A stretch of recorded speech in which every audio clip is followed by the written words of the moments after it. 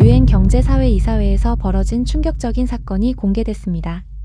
하버드 출신 천재 경제학자 벤자민 카터가 발표한 보고서가 전 세계 석학들을 발칵 뒤집어 놓았습니다. 유엔 세계 경제 균형 발전의 롤모델이 될 나라를 선정하는 현장. 선정된 나라는 미국도 독일도 중국도 아닌 바로 대한민국이었습니다. 누구도 예상 못한 결과를 이끌어낸 유엔 소속 경제학자의 보고서. 그 안에 담긴 믿지 못할 충격적인 한국 이야기를 지금 공개합니다. 시작하기 전 좋아요와 구독 버튼을 꼭 한번 눌러주신다면 영상 제작에 아주 큰 힘이 됩니다. 저는 벤자민 카터입니다. 하버드 대학에서 경제학 박사 학위를 받고 유엔 경제사회 이사회에서 일하고 있어요. 오늘 제게 벌어진 일은 정말 믿기 어려운 경험이었습니다. 2025년 세계 경제는 완전히 혼란에 빠져 있었어요. 미국과 중국이 무역 전쟁을 벌이면서 관세 장벽이 하늘 높은 줄 모르고 치솟았습니다. 대기업들은 더욱 부자가 되었지만 가난한 나라들은 절망적인 상황에 내몰렸죠. 이런 위기 속에서 유엔은 세계 균형 프로젝트라는 새로운 해법을 찾기 시작했어요. 오늘 아침 르로이 부의장이 저를 급히 부르더군요. 집무실에 들어가니 책상 위에 복잡한 경제 지표들이 산더미처럼 쌓여 있었습니다. 카터 박사, 자네도 보다시피 지금 세계는 안개 속을 헤매고 있네. 부의장의 목소리에는 깊은 걱정이 배어 있었어요. 자네에게 세계 균형 프로젝트 수립을 위한 기초조사 보고서를 작성하게 맡기겠네. 현재 세계 경제 불균형의 원인을 분석하고 개발도상국들이 지속 가능한 성장을 이룰 수 있는 잠재적 경로에 대한 포괄적인 보고서를 말이야. 저는 이 막막한 임무에 당황했습니다. 수백, 수천 가지 변수를 고려해야 하는 거의 불가능에 가까운 일이었거든요. 어디서부터 시작해야 할지 막막한 표정을 짓자 부의장이 창밖을 바라보며 이상한 질문을 던졌습니다. 그런데 말이야, 혹시 우리 유엔 회원국들 중에 가장 가난하게 원조를 받던 나라에서 가장 빠르게 원조를 주는 나라로 완벽하게 탈바꿈한 곳이 있기는 할까? 그런 나라가 있다면 참 흥미로울 텐데. 저는 갑작스러운 질문에 말문이 막혔습니다. 부의장의 질문은 직접적인 명령이 아니었지만 제 뇌리에 강렬하게 박혔어요. 망망대해 갔던 임무 속에서 어쩌면 저 질문 안에 제가 따라가야 할 단 하나의 희미한 불빛이 숨어 있을지도 모른다는 예감이 들었습니다. 그것은 거대한 프로젝트의 첫 페이지를 열기 위해 제가 반드시 풀어야 할 수수께끼처럼 느껴졌어요. 그날부터 저는 총력을 다해보고서 작성을 위한 자료 수집에 들어갔습니다. 르로이 부의장의 그 이상한 질문이 계속 머릿속을 맴돌았거든요. 원조를 받던 나라에서 원조를 주는 나라로 바뀐 곳이 정말 있을까요? 저와 제 팀은 막막한 과제 앞에서 가장 효율적인 길은 성공적인 선례를 찾는 것이라고 판단했습니다. 부의장의 질문을 유일한 나침반 삼아 작업을 시작했어요. 유엔과 세계은행의 수십 년치 원조 기록을 뒤지며 수많은 나라들을 검토하기 시작했습니다. 며칠 동안 밤을 새워가며 하나하나 살펴봤어요. 베트남은 어떨까요? 놀라운 경제 성장을 이뤘지만 여전히 원조를 받고 있었습니다. 이스라엘은 어떨까요? 중동의 기적이라 불렸지만 역시 원조 수혜국이었어요. 태국, 말레이시아, 인도네시아까지 아시아의 눈부신 발전을 이룬 국가들을 모두 살펴봤지만 결과는 마찬가지였습니다. 저는 점점 절망적인 기분이 들었어요. 혹시 부의장이 잘못 생각한 건 아닐까? 그런 나라는 애초에 존재하지 않는 건 아닐까? 컴퓨터 화면을 보며 한숨을 쉬고 있던 바로 그때였습니다. 갑자기 제 눈에 대한민국이라는 이름이 들어왔어요. 한강의 기적으로 익히 알려진 나라였죠. 저는 별다른 기대 없이 홀린 듯 한국의 원조 기록을 깊이 파고들기 시작했습니다. 그런데 이게 웬일입니까? 이내 믿을 수 없는 사실들을 마주하게 되었어요. 전쟁 직후 세계 최빈국 수준에서 130억 달러 이상의 원조를 받았던 나라가 불과 한 세대 만인 2009년 OECD 개발원조위원회 DAC에 가입하며 국제사회가 공인하는 선진공여국이 된 것입니다. 보고서 마지막 줄에는 충격적인 문구가 적혀 있었어요. 대한민국은 개발도상국에서 유일하게 국제원조, 최대 수혜국에서 선진공여국으로 성공적으로 전환한 사례라고 말이죠. 저는 온몸에 전율을 느꼈습니다. 한강의 기적이라는 피상적인 말을 넘어선 인류 역사상 유례없는 사건을 발견한 것이에요. 르로이 부의장이 찾던 단 하나의 살아있는 증거를 마침내 찾아낸 겁니다. 제 보고서는 이제 막 첫 페이지를 넘긴 셈이었습니다. 저는 대한민국이라는 전무후무한 성공 사례를 발견한 후 이것이야말로 세계 균형 프로젝트의 핵심이 되어야 한다고 확신했습니다. 드디어 공식 프로젝트 회의에 참석하여 제 분석 결과를 발표할 때가 왔어요. 회의실에는 각국의 내로라 하는 경제학자들이 모여 있었습니다. 저는 떨리는 마음으로 연단에 올라 말했습니다. 여러분, 이제 유엔의 역할은 달라져야 합니다. 제 목소리에 힘이 들어갔어요. 단순히 식량과 돈을 주는 시혜적인 원조가 아니라 그들 스스로 식량을 만들고 돈을 벌어내는 국가로 성장시키는 자립 모델을 제시해야 합니다. 그리고 여기 인류 역사상 유일하게 그 길을 완주한 나라가 있습니다. 저는 화면에 대한민국의 데이터를 띄웠습니다. 바로 대한민국입니다. 우리는 그들의 모든 것을 경제 정책부터 사회 구조, 심지어 기업들까지 철저히 분석하고 따라가야 합니다. 제 혁신적인 제안에 회의장은 술렁였어요. 그런데 바로 그때였습니다. 케임브리지 출신의 원로 경제사학자이자 특별자문위원인 줄리안 핀치 경이 벌떡 일어섰습니다. 이 무슨 어리석은 소리인가? 핀치 경의 얼굴이 불그락푸르락 변했어요. 지금 당장 굶주리는 빈곤국들의 원조 요청을 무시하자는 건가? 우리의 당면 과제는 서구 강대국들의 이기적인 정책을 어떻게 균형 잡힌 성장으로 유도할 것인지에 집중하는 것이야. 핀치경은 손가락을 저에게 가리키며 소리쳤습니다. 아시아의 작은 나라가 운 좋게 성공한 특수한 사례 따위로 이 중차대한 프로젝트 회의를 망치지 말게, 카터 박사. 회의장의 분위기가 순식간에 얼어붙었어요. 하버드 출신의 젊은 혁신가와 케임브리지 출신의 늙은 권위자. 우리 두 사람의 시선이 허공에서 불꽃처럼 부딪혔습니다. 저는 그 순간 깨달았어요. 제 길이 결코 순탄치 않을 것이라는 사실을 말이죠. 이것은 단순한 의견 대립이 아니었습니다. 서구 중심의 낡은 질서를 지키려는 자와 데이터 속에서 발견한 새로운 희망을 제시하려는 자의 피할 수 없는 전쟁이었어요. 핀치경의 노골적인 반대와 냉소적인 분위기 속에서 회의는 아무런 소득 없이 끝났습니다. 저는 무거운 마음으로 연구실로 돌아왔어요. 연구실로 돌아온 저는 깊은 생각에 잠겼습니다. 줄리안 핀치경의 노골적인 반대와 냉소적인 분위기 속에서 회의는 아무런 소득 없이 끝났어요. 핀치경의 주장이 머릿속에 계속 맴돌았습니다. 지금 당장 굶주리는 빈곤국들을 구제하는 것이 우선이다. 검증되지 않은 아시아의 특수 사례에 매달릴 시간이 없다. 핀치경의 말은 인도주의적 관점에서 분명 설득력이 있었어요. 위원회의 다른 위원들도 동조하는 분위기였습니다. 하지만 저는 고개를 저었어요. 아니다. 그것은 근본적인 해결책이 될 수 없어. 밑 빠진 독에 물을 붓는 것과 같다고. 지금 우리가 집중해야 할 것은 지금도 식량이 없어 굶고 치료받을 수 없어 죽어가는 저 수많은 지구의 빈곤 국가들을 영원히 그 굴레에서 벗어나게 해주는 것입니다. 그들에게 물고기가 아니라 물고기를 잡는 법을, 아니 그들 스스로 강을 만들고 바다로 나아갈 수 있는 지도와 나침반을 쥐어주는 것이죠.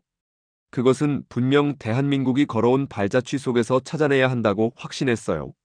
제 신념은 확고했습니다. 줄리안 핀치와 같은 낡은 권위에 맞서기 위해서는 감정적인 호소나 단편적인 사례가 아닌 누구도 반박할 수 없는 철저한 데이터와 학문적 논리가 필요하다는 것을 깨달았어요. 저는 다시 제 모교인 하버드의 방대한 온라인 논문 데이터베이스에 접속했습니다. 수십 년간 축적된 세계 최고의 지성이 모인 곳이었죠. 그곳이라면 분명 해답이 있을 터였어요.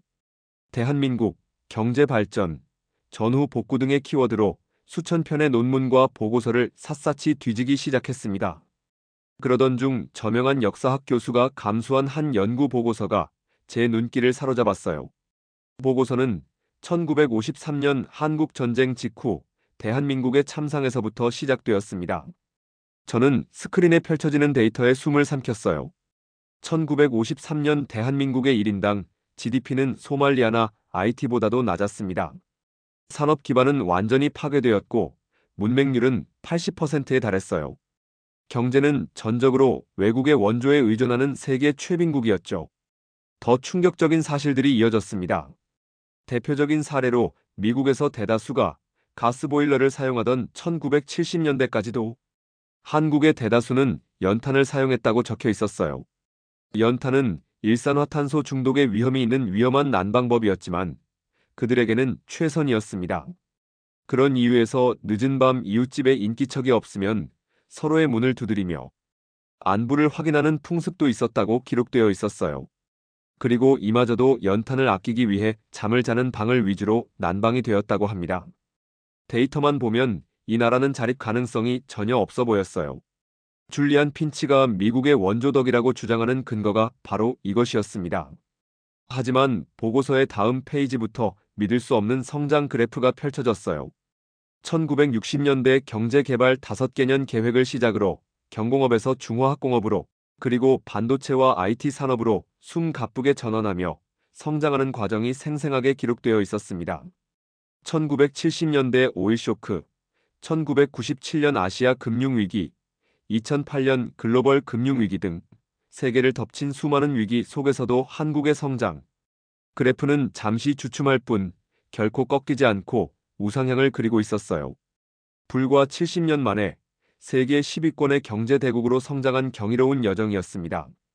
저는 데이터를 통해 한 나라가 폐허에서 일어나 세계의 중심으로 나아가는 위대한 서사를 목격하고 있었어요. 저는 보고서를 더 깊이 살펴봤습니다. 다음 페이지로 넘어갔는데 이번엔 한국의 구조적 문제점들이 냉철하게 분석되어 있었어요.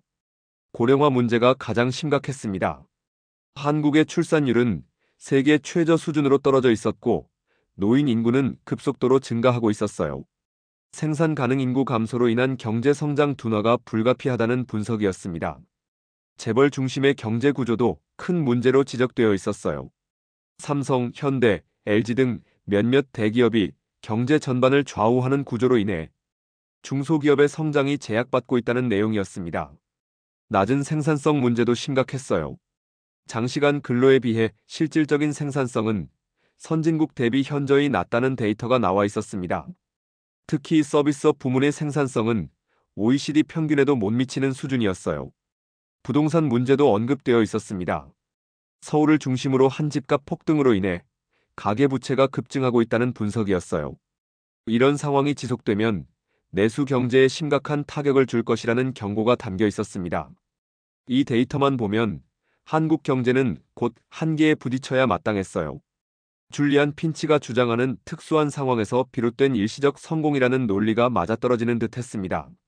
하지만 저는 보고서를 더 자세히 들여다보며 결정적인 패턴을 발견했어요.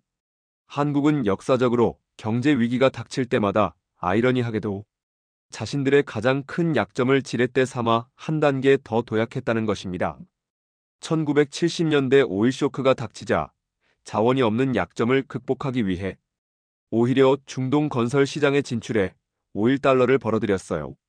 1997년 IMF 외환위기로 재벌 중심 경제의 한계가 드러나자 그 위기 속에서 오히려 IT 벤처 붐이 일어나 새로운 성장 동력을 만들어냈습니다.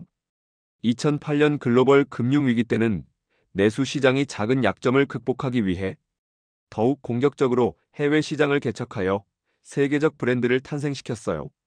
저는 깨달았습니다. 한국의 저력은 문제가 없는 것이 아니라 문제를 해결하는 능력에 있었어요. 위기가 닥치면 국가 전체가 비상체제처럼 움직여 해법을 찾아내고 그 과정에서 오히려 체질을 개선하고 새로운 성장 동력을 발굴해내는 놀라운 회복 탄력성이 바로 그것이었습니다. 저는 온몸에 전율을 느꼈어요. 이것이야말로 수많은 문제를 안고 있는 개발도상국들에게 가장 현실적인 희망의 증거가 될 터였습니다. 저는 논문 분석을 통해 한국의 지속적인 위기 극복 능력에 대한 확신을 얻었지만 한 가지 의문이 풀리지 않았습니다. 무엇이 그들을 그토록 역동적으로 움직이게 만드는가? 데이터만으로는 그 근본적인 동력을 설명할 수 없었어요. 저는 해답을 찾기 위해 하버드에서 한국, 근현대사 및 사회 분야의 최고 권위자로 꼽히는 석좌 교수 브루스를 찾아갔습니다. 백발이 성성한 노 교수 브루스는 제 보고를 듣고 빙그레 웃으며 말했어요. 카터 박사, 자네는 숲의 모양은 정확히 보았지만 그 숲을 이룬 나무 한 그루 한 그루는 보지 못했군. 한국의 성공 신화는 경제 정책이나 사회 시스템, 이전의 세계 어디에서도 찾아볼 수 없는 그들의 특수한 국민성에서 기인한다네. 저는 혼란스러웠어요. 국민성이라는 비과학적인 요소가 어떻게 경제 발전의 핵심 변수가 될 수 있단 말인가? 브루스 교수는 그런 제 마음을 꿰뚫어 보듯 뜻밖의 질문을 던졌습니다. 카터 박사, 대한민국 인구가 몇 명인지 아는가? 약 5천만 명이지. 그런데 말이야. 2007년 태안이라는 해안 지역의 거대한 유조선 사고로 최악의 기름 유출 사태가 벌어졌을 때 얼마나 많은 사람들이 그곳으로 달려갔는지 아는가? 브루스 교수는 잠시 말을 멈춘 뒤 나지막이 말했어요. 무려 123만 명이라네. 한겨울 살을 애는 바닷바람을 맞으며 검은 기름띠를 직접 손으로 닦아내기 위해 전국 각지에서 모여들었지. 정부의 강제 동원도 금전적 보상도 없었어. 그저 나라에 큰일이 났다는 소식 하나만 듣고 말이야. 교수는 목소리에 힘을 주며 계속했습니다. 카터 박사, 이게 만약 미국이었다면 가능했겠는가? 아마 돈을 준다고 해도 그 추운 겨울 바다에 그렇게 많은 사람이 모이기는 어려웠을 걸세. 브루스 교수는 말을 이었어요. 불만을 표출하기 위해 시위처럼 자신들의 이익을 위해 뭉치는 건 어느 나라에서나 쉬운 일일세. 하지만 아무런 대가 없이 좋은 일을 하기 위해, 공동의 위기를 극복하기 위해 저렇게 많은 사람이 자발적으로 모인다는 것은 지극히 어려운 일이지. 하나 더 예를 들어볼까? 몇 년 전 코로나19 사태 때 미국에서는 마스크 착용은 개인의 자유 침해라며 시위까지 벌어지지 않았나? 그런데 그때 한국인들은 뭘 했는지 아는가? 약국 앞에 몇 시간씩 줄을 서서 마스크를 샀다네. 나라의 질병이 퍼지는 걸 막고 이 사태를 조기에 종식시켜야 한다는 공동의 목표 아래 정부의 갑작스러운 마스크 착용 의무화 방침을 불평 없이 아니 오히려 적극적으로 지켜낸 것이지. 저는 큰 충격을 받았습니다. 지금까지 차가운 데이터와 시스템만을 분석해왔던 거예요. 하지만 진짜 해답은 데이터 너머에 있는 사람들의 뜨거운 가슴과 위기 앞에서 상식을 뛰어넘는 방식으로 발현되는 그들의 독특한 공동체 의식 속에 있었습니다. 브루스 교수와의 만남 이후 저는 흩어져 있던 모든 퍼즐 조각이 하나의 거대한 그림으로 맞춰졌음을 직감했습니다. 저는 제 팀원들을 긴급히 소집해 그동안의 연구 내용과 브루스 교수의 통찰을 공유했어요. 제 뜨거운 설명에 각자 다른 분야의 데이터를 분석하던 팀원들의 눈빛도 달라지기 시작했습니다. 한 여성 연구원이 놀라운 표정으로 입을 열었어요. 벤자민, 당신의 분석은 놀랍습니다.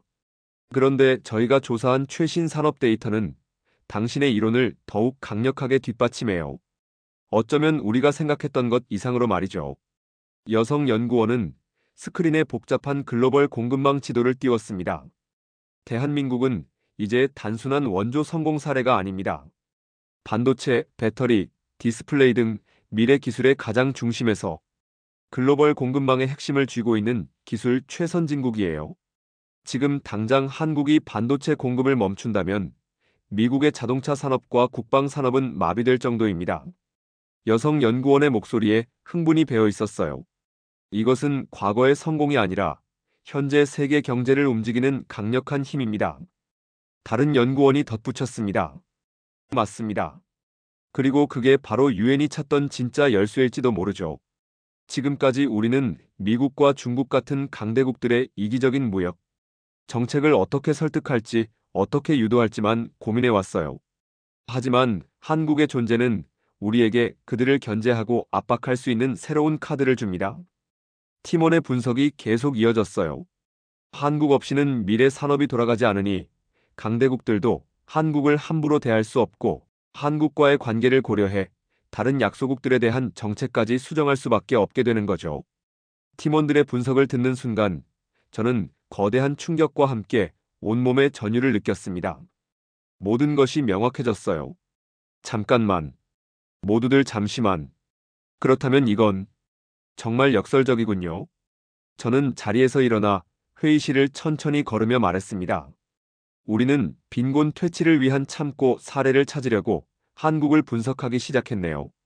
가난한 나라들이 어떻게 하면 부유해질 수 있는지 그 과거의 방법을 배우기 위해서였죠. 그런데 우리가 찾아낸 것은 알고 보니 현재 강대국들의 일방적인 무역 정책을 실질적으로 약화시키고 그 존재만으로도 미국과 중국 사이에서 다른 빈곤국들에게 외교적 공간을 만들어주는 전략적 균형추였던 거야. 회의실은 깊은 침묵에 빠졌습니다. 모두가 제가 발견한 이 거대한 역설의 의미를 깨닫고 있었어요. 한국은 단순히 따라 배워야 할 모범생이 아니었습니다. 이미 세계의 힘의 균형을 움직이는 핵심 플레이어가 되어 있었던 것이죠. 제 보고서는 이제 단순한 개발도상국 성공 사례 분석이 아니었어요. 그것은 세계 균형 프로젝트의 판도를 완전히 뒤바꿀 누구도 예상치 못한 대담하고 강력한 전략 보고서로 진화하고 있었습니다. 운명의 최종 심포지엄 날이 왔습니다. 저는 연단에 올라 제 최종 보고서의 핵심을 발표하기 시작했어요. 한국이 어떻게 전쟁의 폐허 속에서 수많은 약점을 극복하고 성공 신화를 썼는지 그 과정을 데이터와 사례를 통해 명쾌하게 증명했습니다. 발표가 끝나자 예상대로 줄리안 핀치 경이 분노에 찬 얼굴로 일어섰어요. 궤변이군. 결국 감상적인 민족주의로 귀결되는군. 설령 그 모든 것이 사실이라 한들 그건 그저 아시아 작은 나라의 특수한 과거사일 뿐이야. 핀치경의 목소리가 회의실을 울렸습니다. 우리가 지금 논하는 것은 미국과 중국이라는 거인들이 버티고 있는 현재의 세계 불균형 문제란 말일세. 과거의 유령을 불러내서 현재의 문제를 해결하자는 말인가. 핀치경의 날카로운 공격에 장내는 술렁였어요. 제 이론이 현실성이 떨어진다는 비판이었습니다. 하지만 저는 기다렸다는 듯이 침착했어요. 핀치경을 똑바로 응시하며 말했습니다. 핀치경, 바로 그 현재에 대한 이야기입니다. 당신의 지적은 정확해요. 우리는 과거가 아닌 현재의 문제에 대한 해법을 찾아야 합니다. 그래서 제 보고서의 진짜 결론은 지금부터입니다. 장내는 숨을 죽였어요. 저는 목소리에 힘을 주어 말했습니다. 한국이 그 험난한 과정을 거쳐 이룩한 성공의 결과가 무엇이라고 생각하십니까? 바로 그들이 현재 글로벌 공급망의 심장을 쥔 핵심 플레이어가 되었다는 사실입니다. 그들의 반도체 칩 하나가 미국의 안보 정책을 좌우하고 그들의 배터리 기술이 중국의 전기차 굴기를 견제하는 것이 지금의 현실이에요. 저는 잠시 숨을 고르고 계속했습니다. 이것이 의미하는 바는 명확합니다. 한국은 이제 강대국들의 일방적인 정책을 견제하고 다른 개발도상국들에게 외교적 공간을 만들어주는 전략적 균형추 역할을 하고 있어요. 과거의 성공 사례가 지금 이 순간 세계의 불균형을 해결하는 가장 강력한 살아있는 해법이 된 것입니다. 줄리안 핀치는 아무런 대답도 하지 못했어요. 핀치경의 낡은 이론은 과거의 데이터에 갇혀 과거의 성공이 어떻게 현재의 힘이 되었는지를 전혀 설명하지 못했거든요. 장내는 우레와 같은 박수갈채로 가득 찼습니다. 저는 이 기세를 몰아 르로이 부의장과 심사위원단을 향해 최종 제안을 던졌어요. 지난 수십 년간 우리는 개발도상국들에게 미국의 자유시장 모델을, 때로는 중국의 국가주도 모델을 혹은 독일의 제조업 모델을 따르라고 조언해왔습니다. 하지만 번번이 실패했어요. 왜냐하면 그 나라들은 미국도 중국도 독일도 아니었기 때문입니다. 저는 잠시 말을 멈추고 결연한 목소리로 외쳤습니다. 하지만 여기 우리 눈앞에 살아있는 증거가 있습니다. 폐허에서 시작해 그 모든 길을 걸어 마침내 정상에 오른 유일한 나라가 있어요. 그러므로 저의 최종 결론이자 이 보고서가 제시하는 유일한 해답은 이것입니다. UN 세계 균형 프로젝트는 이제부터 대한민국을 공식적인 프로젝트 모델 국가로 선정하고 그들의 성공 방정식을 심층적으로 분석하여 전 세계 개발도상국들에게 전파해야 합니다. 르로이 부의장이 자리에서 일어나 박수를 치며 저에게 다가와 악수를 청했어요. 카터 박사, 잔이가 옳았네. 우리는 가장 확실한 지름길을 눈앞에 두고도 너무 멀리 돌아가려 했어.